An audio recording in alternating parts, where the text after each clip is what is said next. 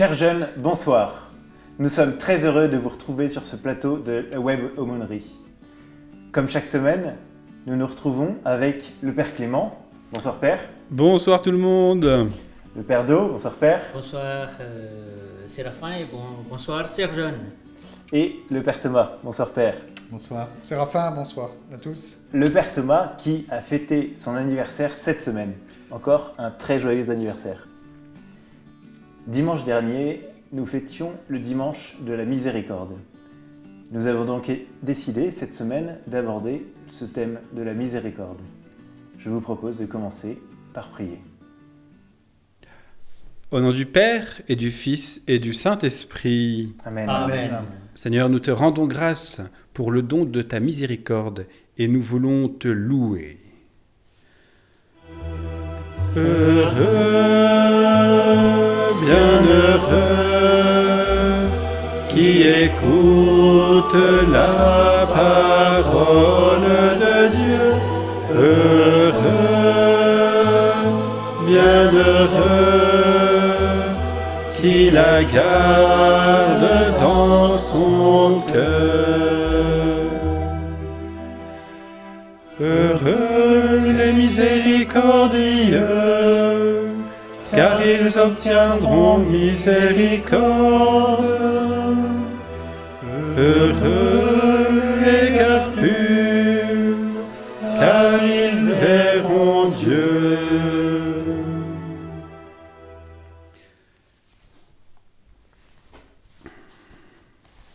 De l'Évangile selon saint Luc.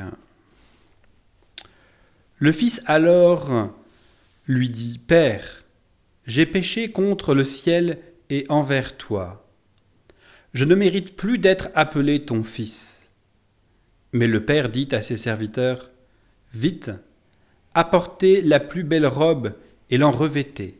Mettez-lui un anneau au doigt et des chaussures aux pieds. Amenez le veau gras, tuez-le, mangeons et festoyons. Car mon fils que voilà était mort, et il est revenu à la vie. Il était perdu, et il est retrouvé. Et ils se mirent à festoyer. » Seigneur, nous te rendons grâce pour cette parole où tu nous ouvres le don de ta miséricorde. Envoie-nous l'Esprit Saint à chacun pour que dans nos cœurs grandisse le sens de ta présence miséricordieuse. Esprit Saint, source vive, viens régner dans nos cœurs. Embrase-nous, amour du Père, fais-nous reconnaître le Sauveur. Tu viens au secours de nos faiblesses. Intercède et crie en nous. C'est toi mon Père.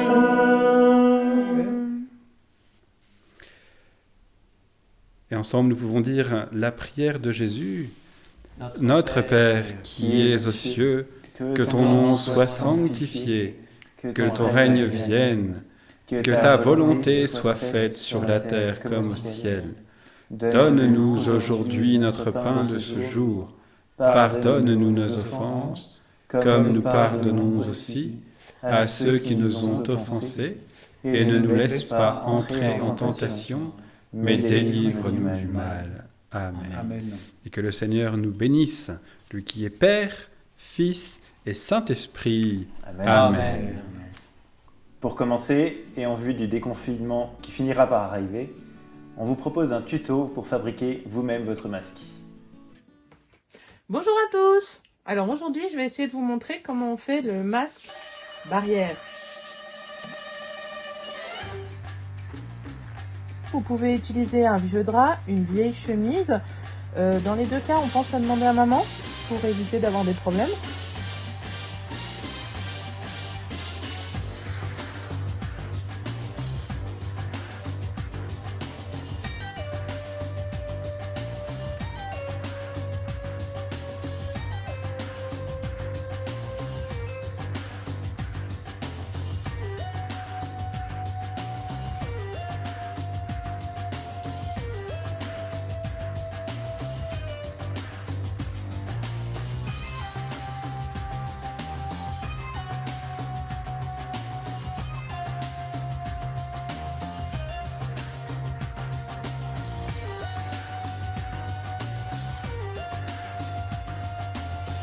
on a nos 4 côtés cousus, une ouverture et les 4 angles qui sont dégarnis.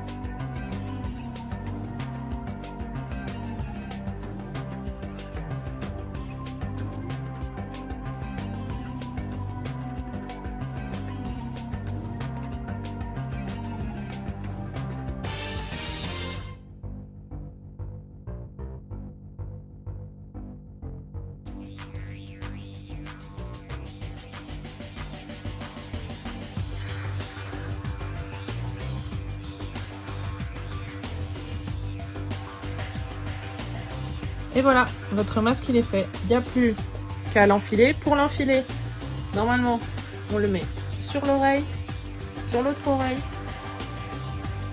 On ouvre, on le positionne et après il ne faut plus le toucher. Le porter comme ça sert à rien parce que si vous l'avez porté correctement, que vous le redescendez et que le microbe il est venu là, quand vous respirez, le microbe il vient là. Donc ça sert à rien. Alors, à vos machines à coudre, à vos ciseaux, bonne journée! Merci Charlotte. À vos ciseaux. Mais revenons à notre sujet du jour qui est la miséricorde. Première question.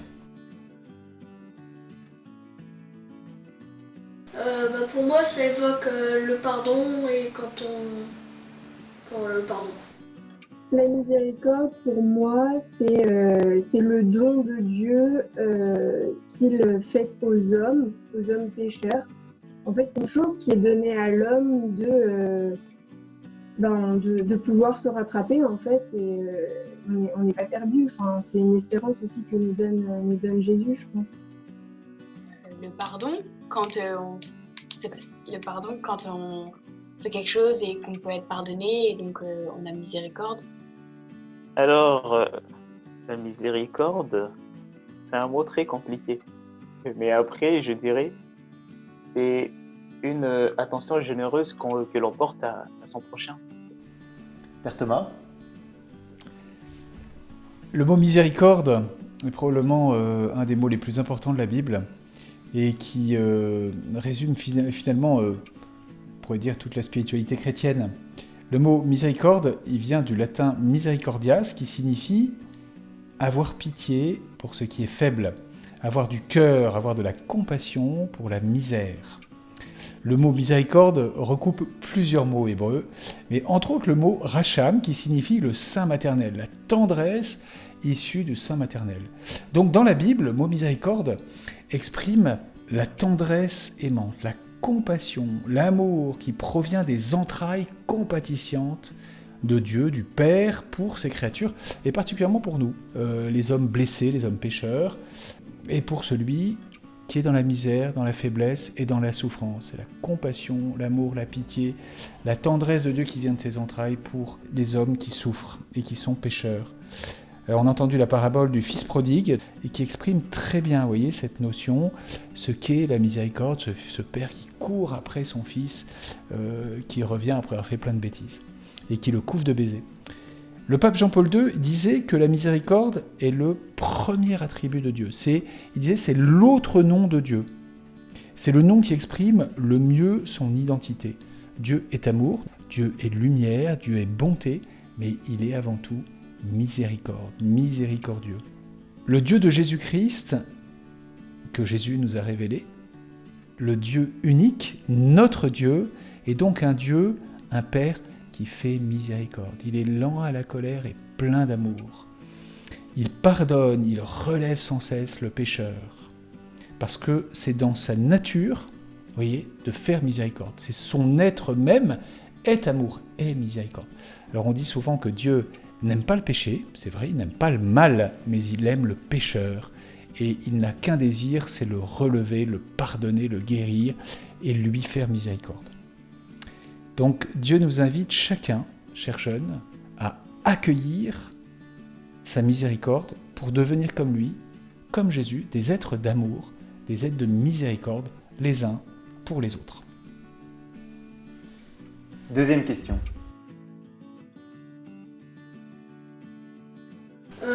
Oui, j'ai déjà fait l'expérience plusieurs fois, pas très longtemps même, et après je me suis sentie tout léger.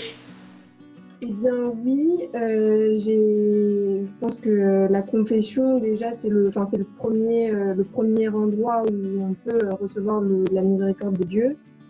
Et j'ai vécu personnellement des confessions extraordinaires. Donc oui, je suis déjà ressortie de confessions très touchée et très heureuse. Non, je crois pas. Je pense que Dieu il peut nous pardonner, il nous pardonne quand on fait par exemple de mauvaises actions. Je sais pas si c'est ça la miséricorde envers nous.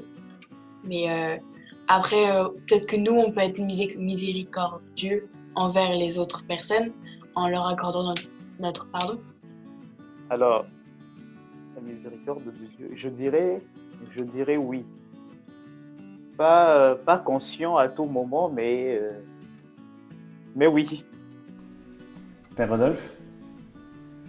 Faire l'expérience de la miséricorde, c'est se laisser emporter par son effort qui le met en mouvement pour arriver à un point dans lequel on se retrouve dans la joie d'avoir reçu quelque chose de Dieu. Mais il faut partir de la situation dans laquelle quelqu'un se sent avoir péché contre Dieu, avoir rompu sa relation avec Dieu. Donc il s'est rendu compte qu'il s'est appauvri, il a alourdi son cœur et il va finir par la déception. Et comment s'en sortir? C'est un seul recours, c'est l'absolution. Donc nous sommes dans le contexte de la confession. Nous allons demander à Père Clément de nous sortir un des 5 trésors que nous avons déjà parlé et dont nous avons déjà parlé avec le Père Clément un autre jour. Vous savez, l'absolution, c'est un élément essentiel de la confession. C'est un acte par lequel, bien sûr, par l'intermédiaire du prêtre, Dieu détache l'homme de sa misère, de son appauvrissement, de sa honte et de sa déception pour le ramener comme le fils prodigue, pour le ramener dans sa pleine richesse, pour éprouver la joie d'être fils de Dieu, d'avoir toute grâce et toute richesse en lui. Merci Père. Troisième question.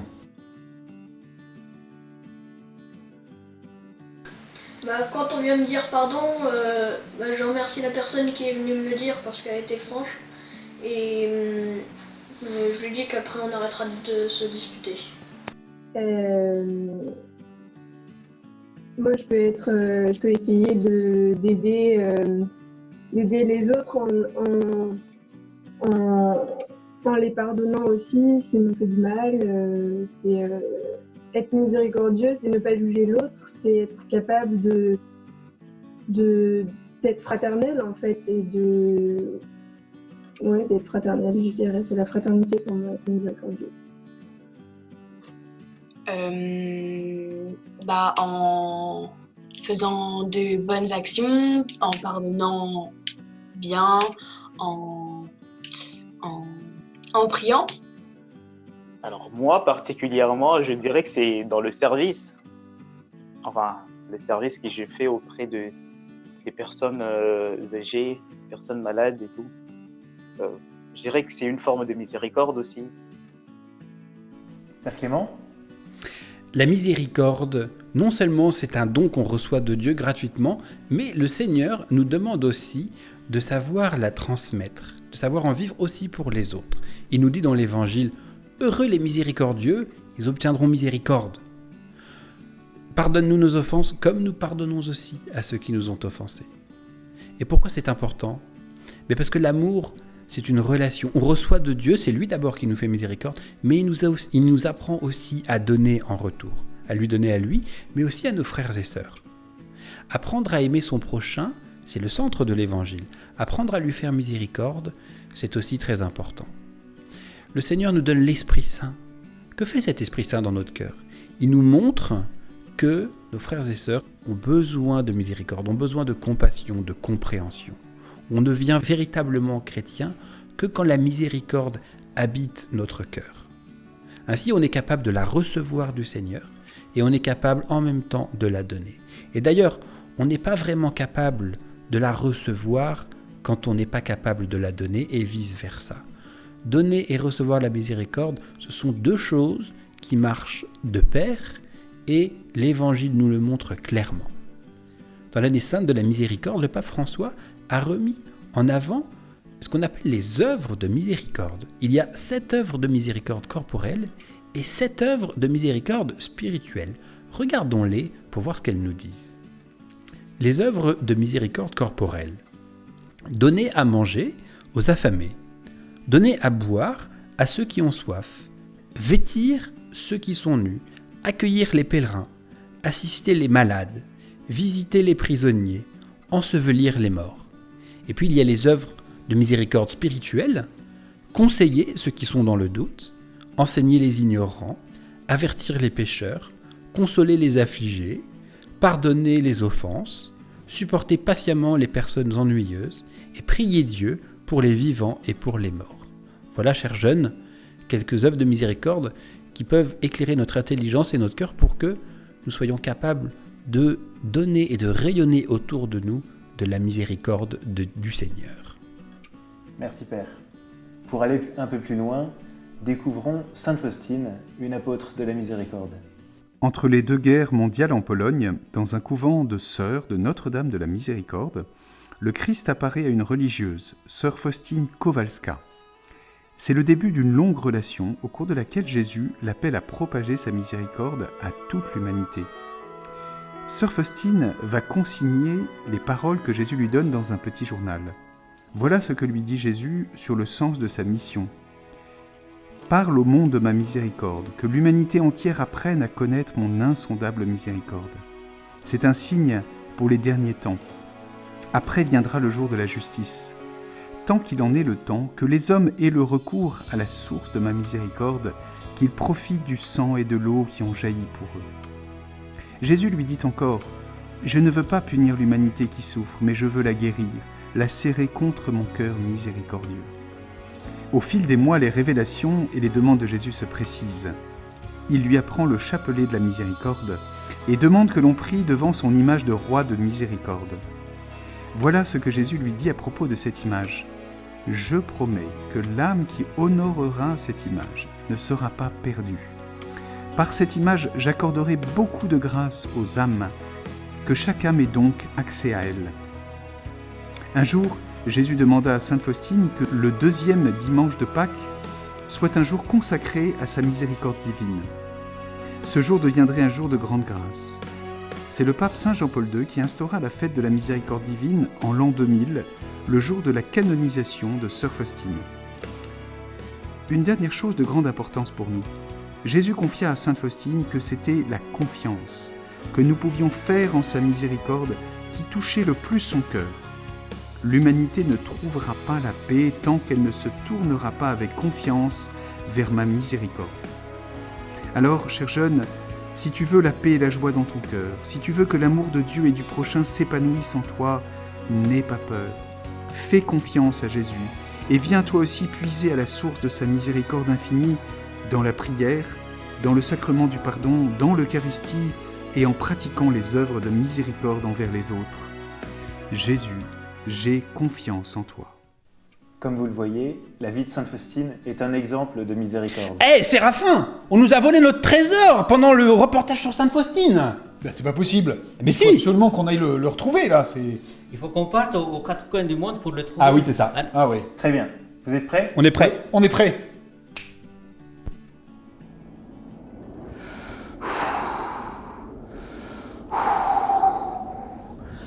Ah, ce soleil du désert. Ah, il fait chaud hein, quand même. Ah là là là là. Non, l'Égypte c'est magnifique, mais par rapport au trésor, Je crois qu'on est dans une vraie impasse, là. Non, faut que j'appelle Séraphin.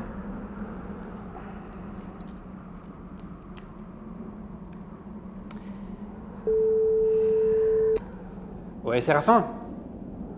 Ouais, écoute, je suis en Égypte, là. Ouais. Écoute, j'ai suivi le plan d'un petit gars du Caire qui m'a dit qu'il fallait que je vienne ici aux pyramides. Mais la vérité, c'est que j'ai fouillé partout, il n'y a rien. Non, toutes les tombes. La vérité, c'est qu'il n'y a que des momies et des idoles. Mais on peut rien faire ici. Notre trésor, il n'est pas ici. Écoute, on reviendra après le confinement pour les vacances. Mais question chasse au trésor, c'est fini. Ouais. Qu'est-ce que tu dis? Ah, il y a le père d'eau qui est là. Écoute, je te laisse, hein. Allez, à plus. Oui, salut Séraphin. Bon, ici c'est presque insupportable. Tu n'as que la mort, la chaleur, bien sûr la fatigue pour moi. Ça fait quelques jours que je n'ai pas mangé.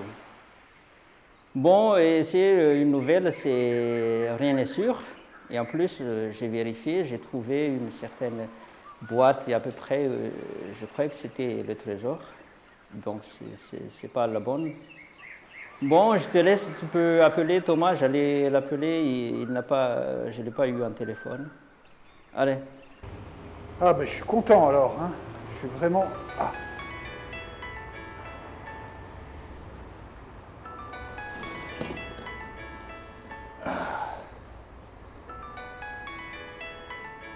Oui, allô? Oui, Séraphin, ouais, ça va? Ouais, super. Écoute, je suis ravi, j'ai retrouvé le coffre. Au Kremlin, les services secrets russes m'ont aidé à le retrouver. Le KGB, tout ça, c'est un gars qui l'avait pris. Donc, je suis super content.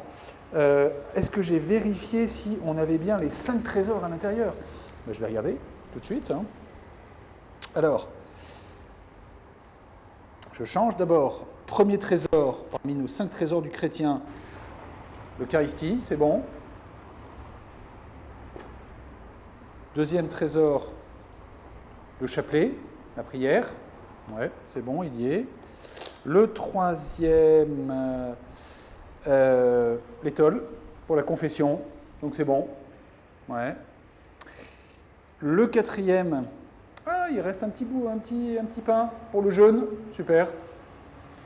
C'est bon. Et puis notre 5e trésor, eh bien il est présent. Voilà, c'est la Bible. La parole de Dieu, super, bon. Eh bien, écoute, tous les trésors sont à l'intérieur, c'est génial. Je ramène le coffre à Fontainebleau et je vous rejoins. Allez, à plus tard, ciao. Maintenant que nous avons retrouvé notre trésor spirituel, terminons tranquillement par un moment de prière. Au nom du Père et du Fils et du Saint-Esprit. Amen. Amen. Merci Seigneur de nous avoir fait retrouver notre trésor, ta miséricorde. Donne-nous la soif de ta miséricorde, la joie d'être miséricordieux et donne-nous de cheminer avec persévérance avec Marie. Sous ton voile de tendresse, nous nous réfugions. Prends-nous dans ton cœur de mère où nous revivrons. Marie, mère du Sauveur, nous te bénissons. Marie, notre mère, garde-nous dans la paix. Refuge des pécheurs, protège tes enfants. Et pour cette nouvelle semaine, chers jeunes, que Dieu vous bénisse, au nom du Père et du Fils et du Saint-Esprit. Amen. Amen. Merci d'avoir suivi cette émission.